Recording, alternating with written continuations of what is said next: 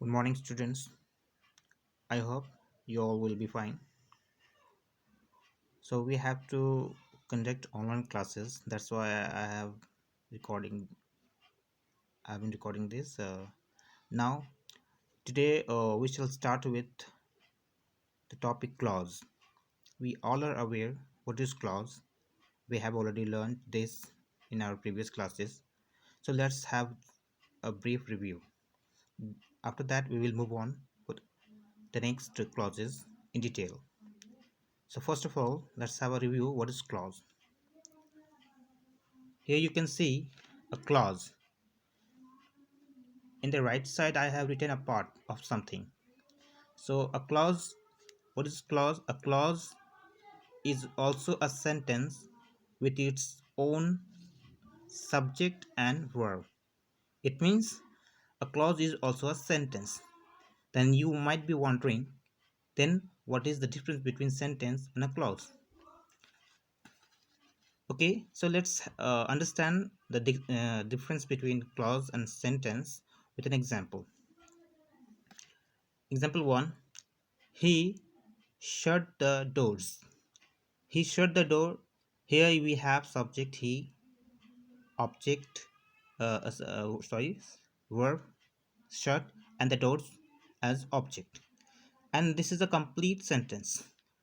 Now let's move on to the next sentence, that is sentence number 2. She opened the windows. Here again we have subject, verb, and object. It is also a sentence, a complete sentence. Now let's move on to the third sentence.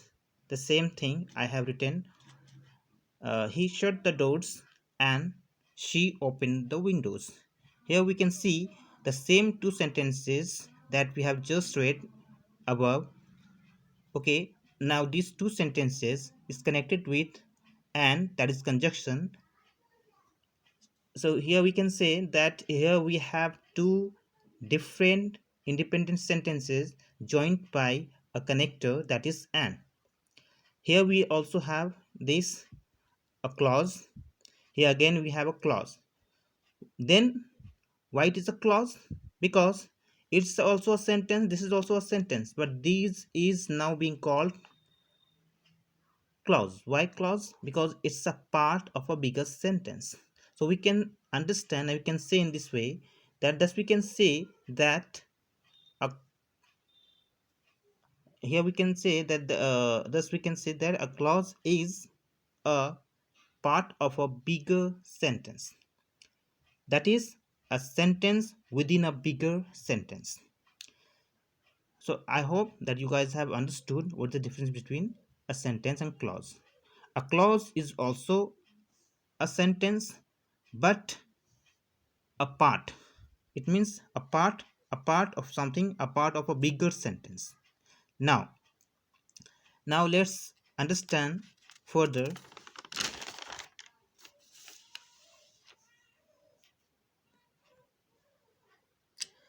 Yes, guys, here we have turned the next page. We have come to the next page here. So again, I have the same sentence. He shut the doors and she opened the window.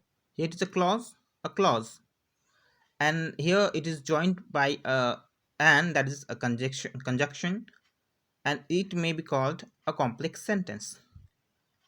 Now, here you have a clause. This is also a clause, and this both of these clause makes complete sense by itself. He shut the door. Here you have subject, verb, and object, and again subject, verb, and object, and both these are complete in its sense. So therefore it is called, now it is a sentence also and a clause. Why? Because it's both are together joined with and now it has become a complex sentence, means a bigger sentence, and both of these are a part of each other. Now, so therefore it is called a main clause. Main clause. Why main clause? Because it is independent in its meaning. So the another name of this clause is main clause, principal clause, and independent clause. Now let's move on here, that now the following example. See, I went to Delhi because I wanted to meet him. Okay, now again we have here sentences. I went to Delhi on subject, verb, and here in place of object we have complement to Delhi. Now again we have I wanted to meet him. So here we have also a subject, verb in form of wanted, and a complement to meet him. Now these both sentences are connected with conjunction because. Now we will try to understand here that I went to Delhi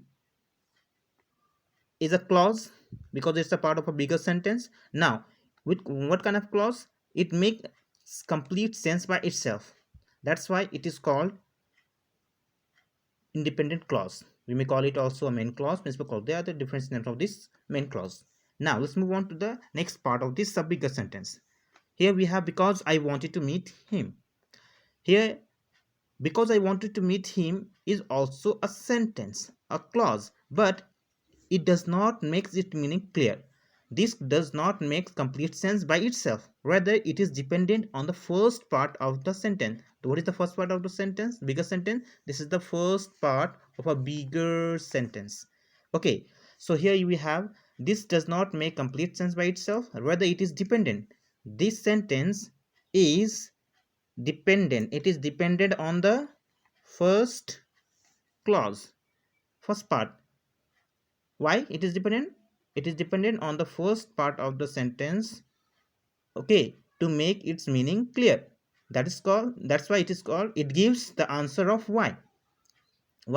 Because I went to delhi. Why?